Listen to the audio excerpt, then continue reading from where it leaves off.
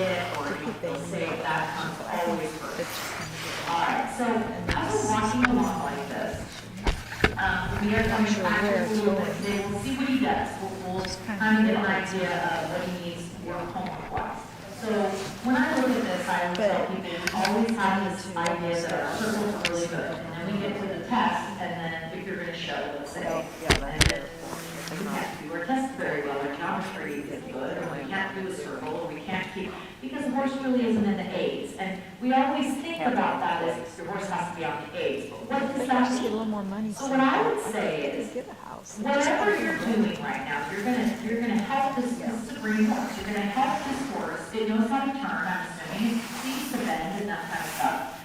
But we're gonna say, look, I'm gonna imagine that you're trained and on a track, okay? Or I'm how would I say this? The channel in the river that directs your energy.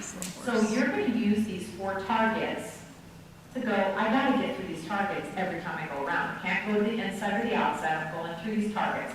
I don't care if it's dead center. That does not matter to me as long as you go through the targets. So now we start things like, all right, how much bend do you need? Well, we're going to say, let's get him used to saying, I want to see flexion. I want to see your right ear, eye, and nostril to the inside of the circle. So you pick up your contact, and because his rhythm's beautiful. He's actually very relaxed. You've got it beautiful. See, you guys are going, okay, boring. Let's move on. You know, it's time to do something fun. So we go, okay, we can add to this. So we say, all right, I'm going to pick up the contact, both reins, because even though there's one bit, there's 2 sides of the bit. There's the right side and the left side. So now you say, all right, horsey, I'm going to take a look. There you go. I'm going to take a little bit of your eyeball to the right. I am not going to lean in, though, to see if I have it, because I want to be able to look straight through your ears to the next cone and say, at least my peripheral vision sees that there's a right flexion. Now, the horse is either going to want to go in or out. You know, that's why we usually go, oh, the horse is falling in, pull on the left rein, steer him back out, right? But you know better enough that, yes, good for you. You're going to start using your inside leg, just like you did. Then what do you need to use to catch the energy of the inside leg? Outside rein. Very good. So now you go, got it. I won't talk too much about the outside leg yet, because we use outside leg for haunches in. We might use the outside leg for if the haunches are really out of control, but usually we have to control the shoulders first in front of the haunches before we talk about the haunches. But let's say we were doing shoulder in and the horse's butt went flying out to the outside of the circle. We talked about outside leg also. But for now, I would just say keep it simple. Inside leg forward. The one thing I'm going to recommend, partly this is your horse that's doing it to you, is he pushes you a little to the left. So halt for a minute. When you're riding a horse and somebody says, bend their rib cage, don't really bend their rib cage. So I think we just say that because it's what comes to our head. So when we bend our rib cage, here's my spine. Look what I can do. Okay, I can bend my rib cage. All right, now horses cannot do that. What they do is they go, right?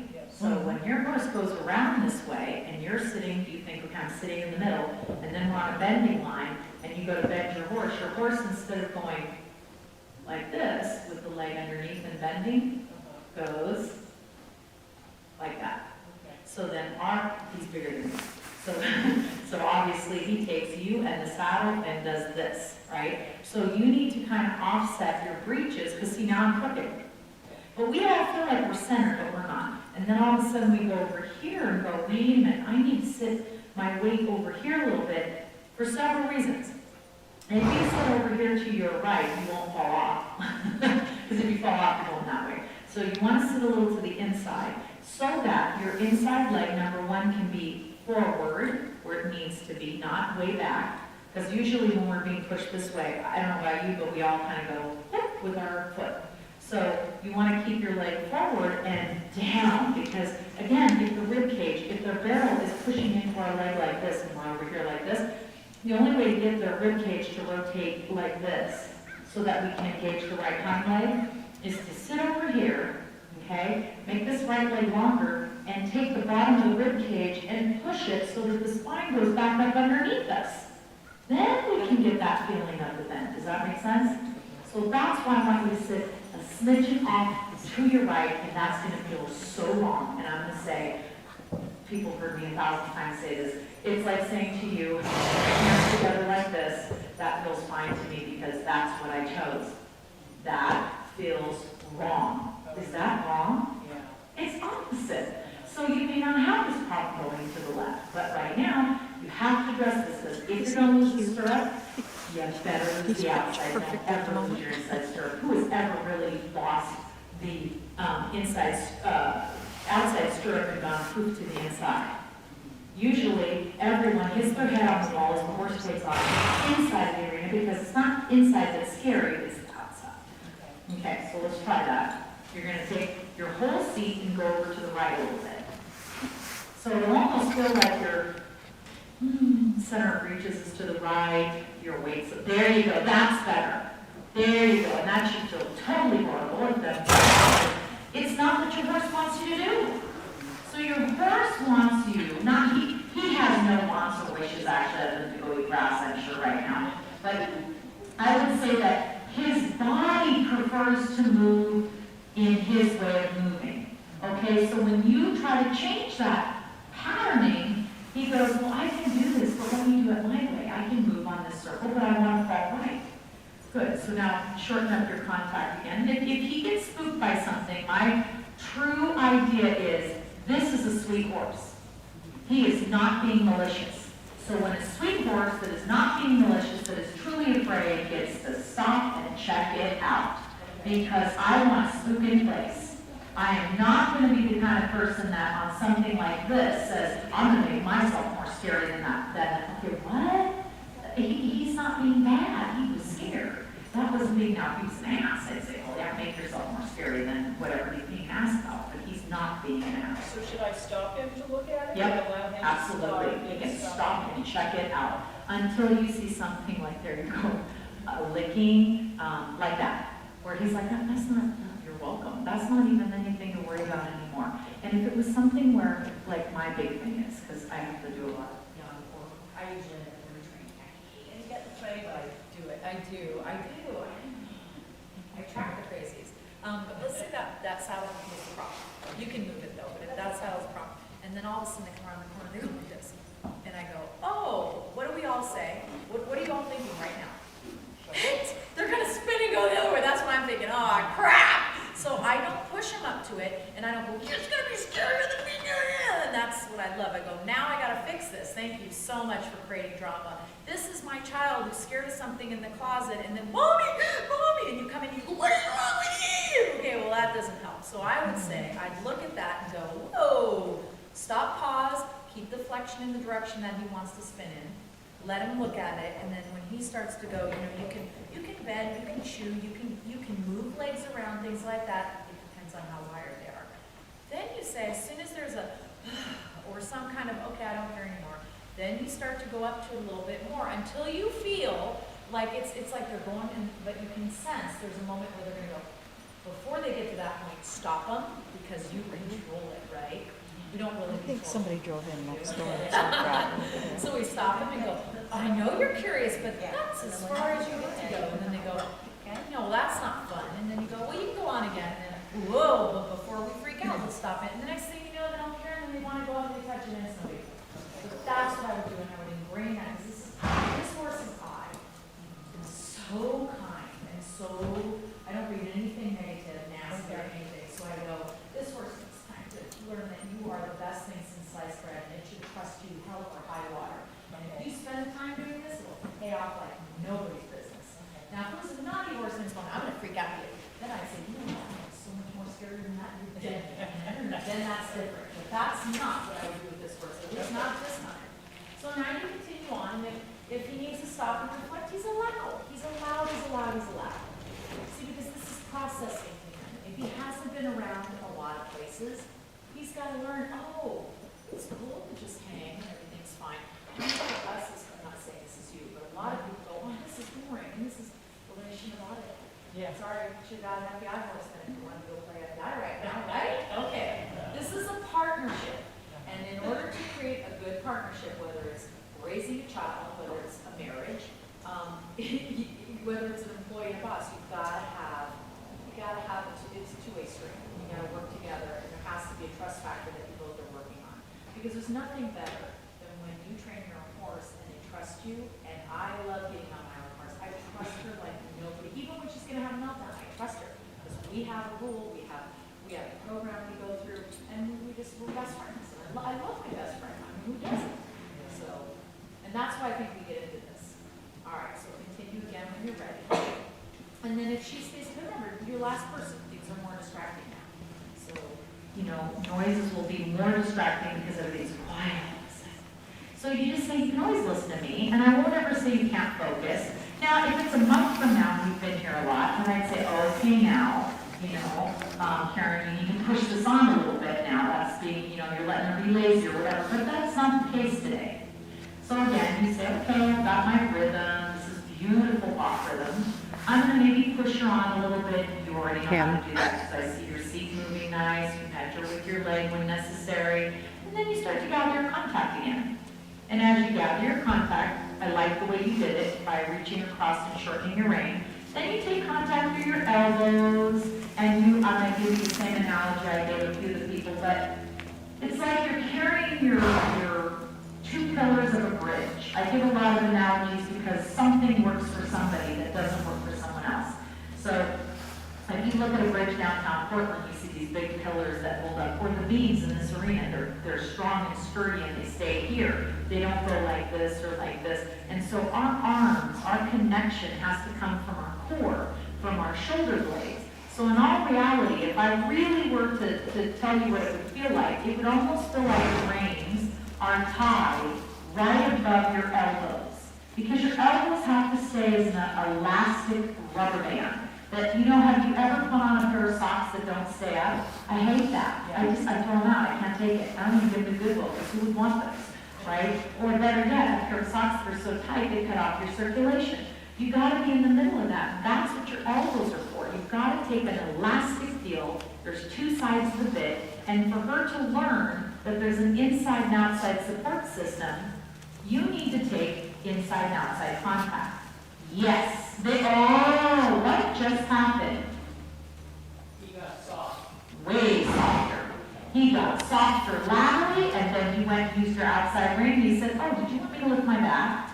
So that's where, and this took me a long time because I came from the Western riding world, because I hated English growing up. It didn't work for me. And so I loved that light contact, and I got really accustomed to it. Then I started riding dressage, and I'm like, God, I hate this. I wasn't with the trainer I'm with now, but it was years ago.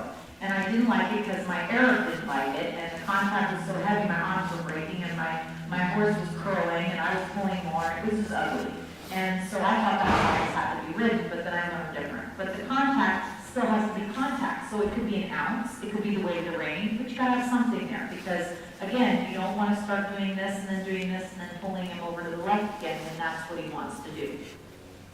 All right, so now we're going to go to trot, and I don't really care if you sit or rise. It doesn't matter to me. It's what's comfortable for you. And I want you to, again, stay between the cone and the foal. And I want you to work on the first thing is tempo. I just want you to set a tempo that best gives the trot where you like it. If it's a posting trot, it needs to be forward enough that you can post, but not so fast that I don't think he's one of those, but that is running on the forehand away from you. And if it's a slower trot, that's fine as long as it's comfortable enough for you to sit. Because we're not doing like working trot sitting right now. It's a green horse.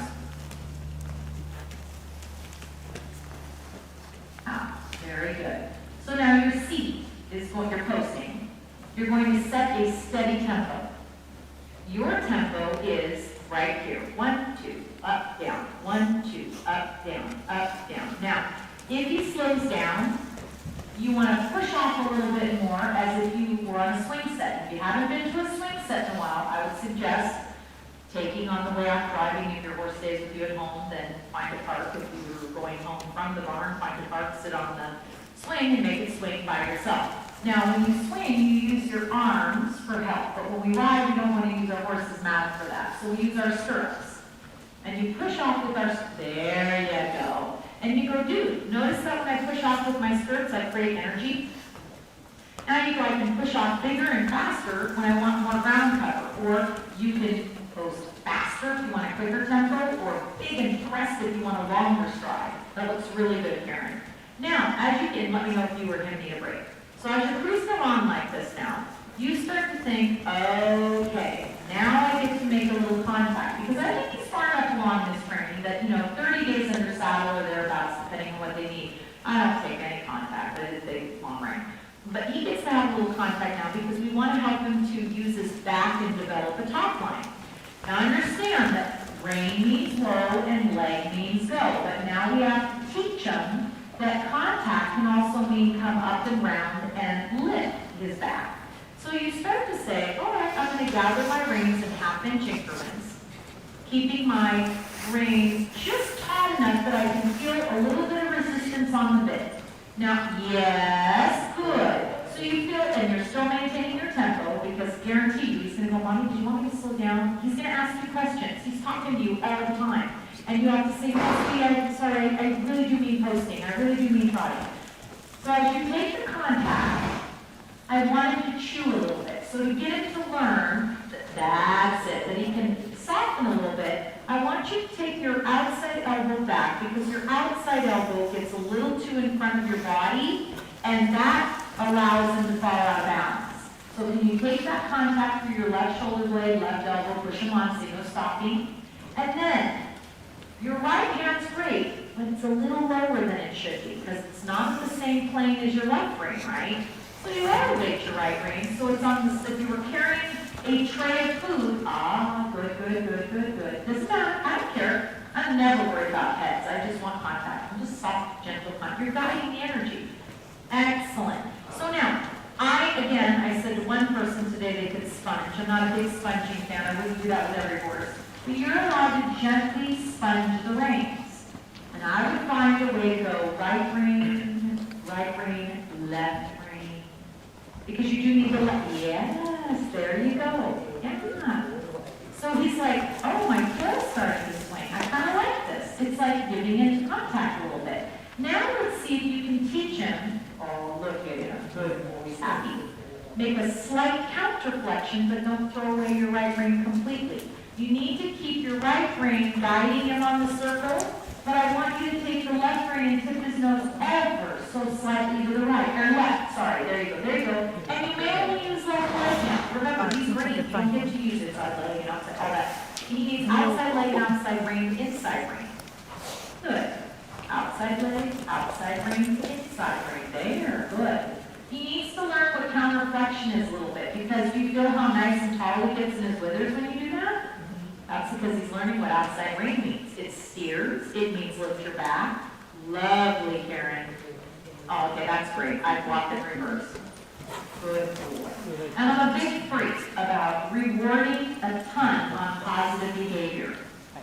Like I was telling Siobhan, because you guys are a little bit in the same boat, your horse is a little greener, but the point is, the more positive rewards, you've got to keep life fun. It doesn't get to stay fun for long, believe me, before you know it, they're like, darn it, this is work. But when this horse may be older than Siobhan, but it's young. It's young in the brain, right? It doesn't know, okay, so it's lived a long life. If you've been sheltered all your life and then you went to the city, you'd be exhausted by the end of the day, right? All right, so think of it that way for him. He's going, whoa, that's a lot going on, and my brain's working, and horses are leaving, and things are coming in and out, and there's noises, and oh yeah, I can still focus on her. So giving him time to process, I look at it this way, and my trainer says this all the time, and he's always right. Man's a genius, and he says, there's a 50-50 chance. You reward that right there, and reward that exact moment. And you even quit for the day, or you go the other way, or you change it and do something different. The horse is more than likely going to try to do that again the next day because you gave it time to process and think. And they're processing way longer than we think they are. Then it is to say, I'm going to do 250 more of those. And then the horse says, I don't even know if I understand anymore. Everything gets so gray. And so you have to do this as building blocks. You do do a lot of the same stuff and get a lot of good rewards and results, quality over quantity. But that means maybe, like I was telling Sean, you ride him twice in one day, or you ride him and you're like, I do this a lot. I have a great ride and I go, oh man, I spent a lot of time. Let's go on a trail ride. Or let's go to the Cadillac, or let's jump, depending on how advanced they are. Because I want them to, I mean, they're all gonna come to a time where they go, darn, this is work. But I want them to at least know that I'm fair about work. I am a very hard worker, but for me, I have certain things that make me feel good about when I work a hard day. It's not about money for me, it's about hard work. I want something done and accomplished, but it doesn't have to be a masterpiece, but I want something done. But when it is, I feel really good about it, right? So horse is the same way. All right, so gather your reins again and say, all right, now we're going this way. It may be a whole falling in or out, I don't know, we'll see. So you start with inside flexion. Yeah, see, your balance doesn't look like it has an issue this way yet. We're not going fast enough usually to do that. I would still check in with saying that you don't want to, let's say your body is a river and your legs are streams. You don't want more water going down the outside stirrup. You want more on the inside. We always talk about weighting the inside a little bit in dressage. So we want to be careful that we don't slide to the outside. We want to keep that little bit extra. There you go. There you go. And then the only other thing I would tell you that you want to play with all the time when you ride, because I'm kind of a big deal about, I'm not going to say equitation. I'm going to say about stability. I want you to think a little bit about sometimes you arch, and I shouldn't even say arch because I think cats arch. You hollow your lower back a little bit too much inward, and that's really hard on the discs. Oh yeah. I arch it this way.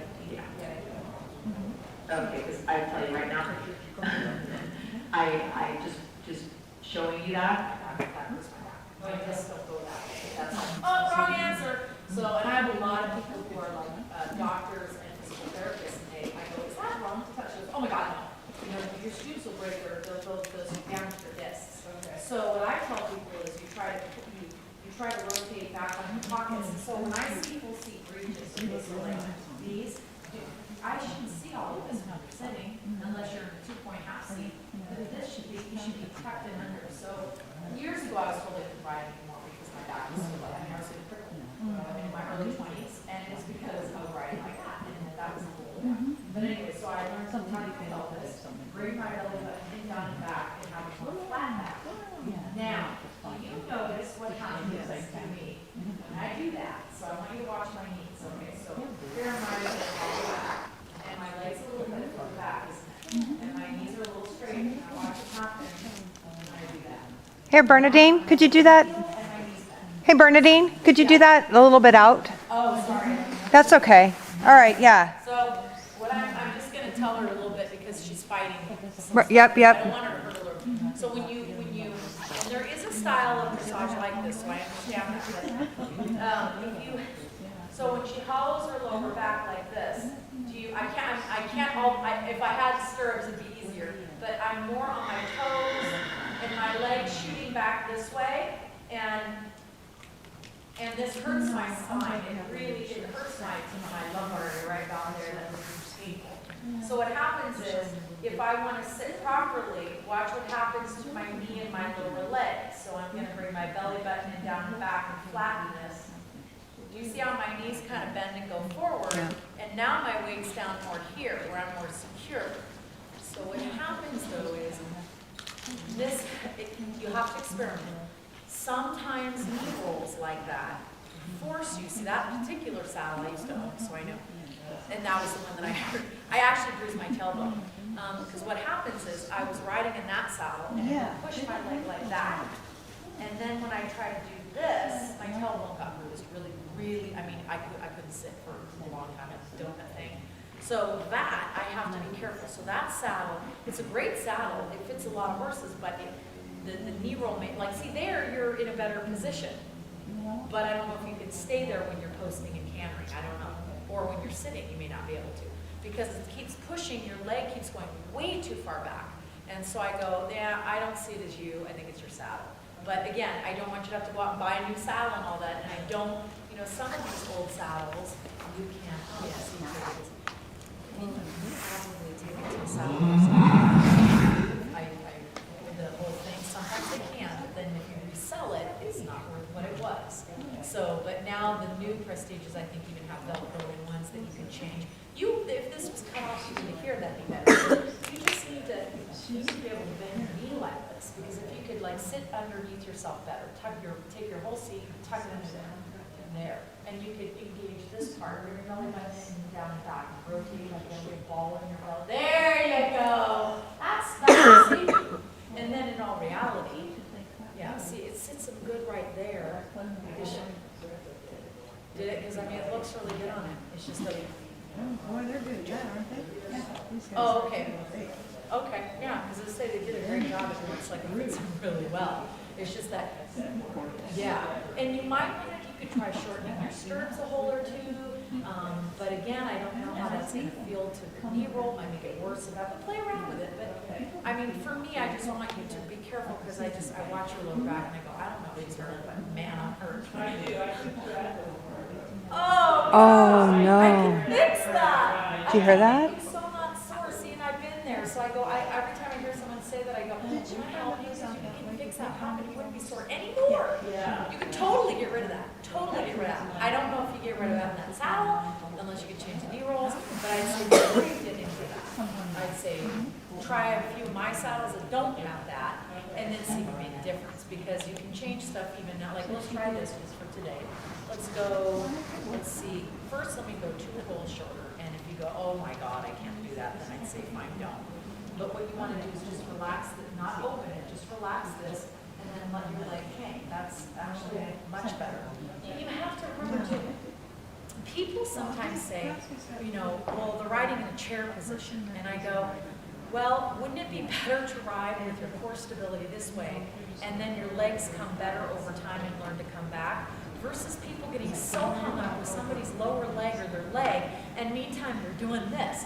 Well, if you think about it, if you don't have a good upper body balance, it doesn't matter where you put your leg, you're going to biff it. So for me, I don't get on young horses and go, let me ride with my leg over here, because I'm going to get launched. We ride them usually, what young horses we ride in all-purpose or hunt seat saddles. Does anybody know why? Oh, it's because we can do this. That's why, because we can push ourselves back. That's why a lot of people ride in those saddles. That's why for me, having a dressage saddle this way,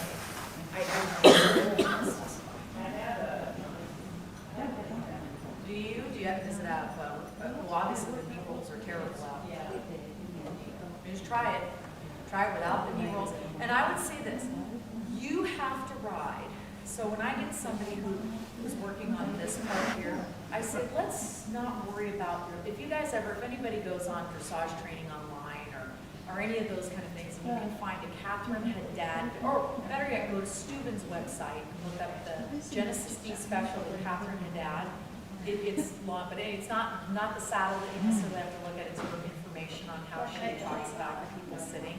But if like one of her videos, she says, I don't care about where my people's lower legs are, as long as they get their upper body here, then we fix the leg over time. But this is more important because once you lose this, you can't stay on the horse. You're ineffective. So that's where I'd rather you start with that. Let's see what happens now if that helps you. Okay. I'm sorry, I'm like watching you, I'm like, I can't get past the lower back anymore. Yeah, no, that's good. But if you said it wouldn't hurt you, then I'd say, well, yippity-doo-dah, you're lucky. No, I take 2 Advil before I ride, so there's the problem. That's not fun. So again, we're going to work on you now for a minute, because it'll only make him better anyway. So as you're cruising along, he's such a gentleman, he doesn't care. I want you to feel you have a soft fit and have very soft hands. So you're allowed to say, instead of being here, I'm going to tuck my pelvis, I'm going to bring my belly button in, down, and back. I'm going to let my legs go a little bit in front of me because they're allowed. I want you to use the inside upper part of your calf to squeeze your horse and a soft thigh. So that you are thinking to yourself, I'm allowing the energy to go forward, but I'm not going to make my legs go further back. Now, ride in the rumble seat. I want you to sit back here You have nice soft elbows. It's not like, what I don't like is when people, you see them riding on like this and they're hanging and leaning way back. I go, oh my God.